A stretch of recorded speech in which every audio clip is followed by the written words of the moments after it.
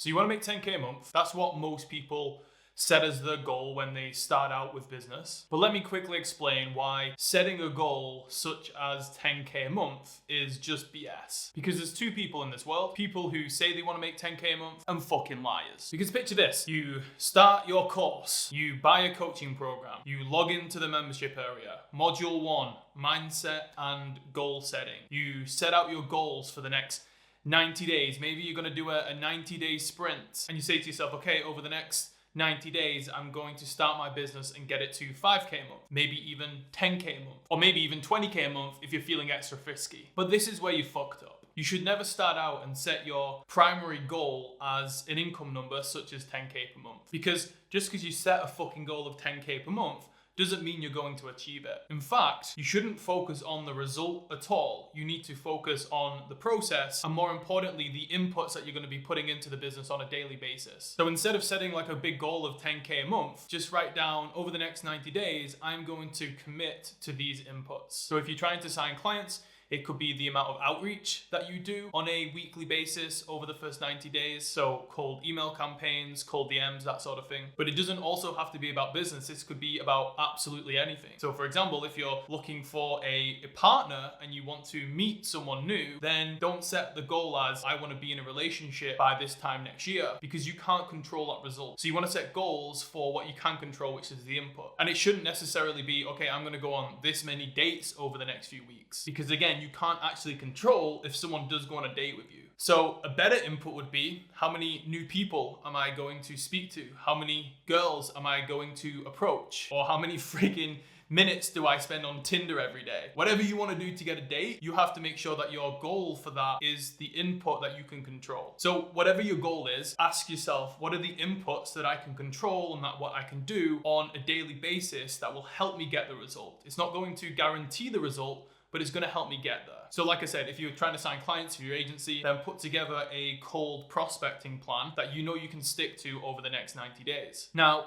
after 90 days passes, if it worked or it didn't, that doesn't fucking matter. If it didn't work, that's okay. If it did, great. But what you should grade yourself on is, were you actually able to stick to the inputs? Because it's going to be pretty fucking deflating if your whole self-worth and inner happiness is reliant on you getting that end result. Because if you don't get to the end result, then what's going to happen? You're going to start fucking hating yourself. You're going to start questioning whether you can do it. What's wrong with you? Why are other people seeing that success and you aren't? And it just keeps you trapped in this mental vicious cycle of self-hate, which isn't actually going to help you get the end result any quicker. It's the same with me and this YouTube channel. I've posted quite a few videos by now, and as I'm recording this video, I have less than 1,000 subscribers. Now, if I would have said to myself, okay, within the first year of doing YouTube, I want to hit 100,000 subscribers, then I would be feeling pretty shit about myself right now. But all you can control is the input. So for me, all I can control is putting out videos and making sure that I hit my video goals consistently. Now again, maybe I hit the 100,000 subscriber or I don't, but sticking to the inputs is going to make it much more likely. And as long as I can stick to the inputs, then I'm going to feel good about myself because I know I did what I said I was going to do. And of course, along the way, you can change the input if you've received feedback and realize that it's not working. So for example, if you're doing cold outreach to businesses to sign them as an agency client, then if you've gone 2 to 3 weeks using the same email scripts and you aren't getting a response, then yes, of course, you need to change up. You don't change up the input, i.e. you don't stop sending the cold emails, but you change the content of what you're putting in there because you need data. You can't just say, hey, I'm going to go and grow a business, and then within 2 weeks, if you don't hit your end result goal, then you start to give up and say that it doesn't work. The whole point of business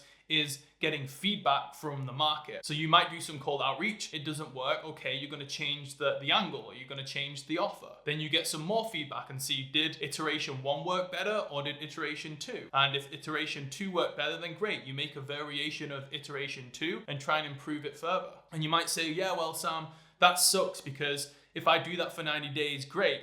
Maybe I stick to my input goal, but I'm still not at the 10K per month. And that's fine, but again, you realize that it's not 90 days of wasted effort. Because even if you did the outreach for the 90 days, okay, maybe you're not at the 10K per month, but you have dramatically improved as a business person. After 90 days of doing outreach, you will probably have a much higher understanding of what the market responds to and what your customer wants. You're probably going to fully understand the different outreach systems and tools, and you're probably going to be quicker at doing that process as well. You're probably going to send more emails. You're probably going to write more efficiently. So that means for the 90 days after that, you're probably going to be much more efficient, quicker, better, and probably get better results. And that's how you actually start enjoying the process of business. It's by being in momentum and getting better. And the way you get in momentum is by hitting certain goals, which is much easier to hit an input goal than an end result goal. So stop it with your shitty income goals, relationship goals, health goals, whatever it is, and start focusing on what you can control, which is your input. Thanks for watching. Like the video, subscribe. See you soon.